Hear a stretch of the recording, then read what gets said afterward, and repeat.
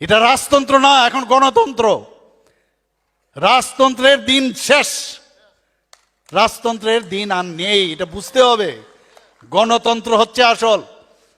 আমি এক এক সময় দুঃখ লাগে, এই যে চ্যালেঞ্জ বলে কিছু প্রিন্সিপাল লাগে। চ্যালেঞ্জ করতে গেলে নিজের হৃদয়ে আগে বুঝতে হবে যে আমি ঠিক পথে আছি, আমি যা বলি সত্য কথা বলি কি না।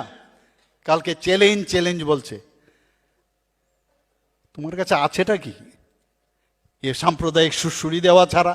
আরে প্রথমে থানসাদের জন্য কিছু করার, আরে মুখ্যমন্ত্রী যদি হও, এমনিতেই যে নমুনা দেখাচ্ছ এডিসির মধ্যে, আর মুখ্যমন্ত্রী হলে ত্রিপুরার যে কি দুর্দশা হবে সেটা তো এমনিতেই বোঝা যায়।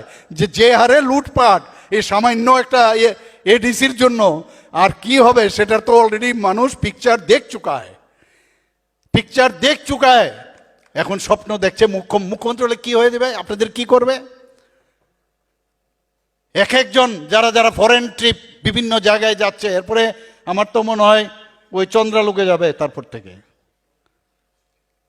চন্দ্রালোকে যাবে না, আর এসে বড় বড় কথা বলবে। আজকে ভারতীয় জনতা পার্টির আসার কারণে ওনাদের চেহারা কিন্তু দেখা যাচ্ছে, ওনাদের চেহারা দেখা যায়। বিভিন্ন জায়গায় চেষ্টা করেছে।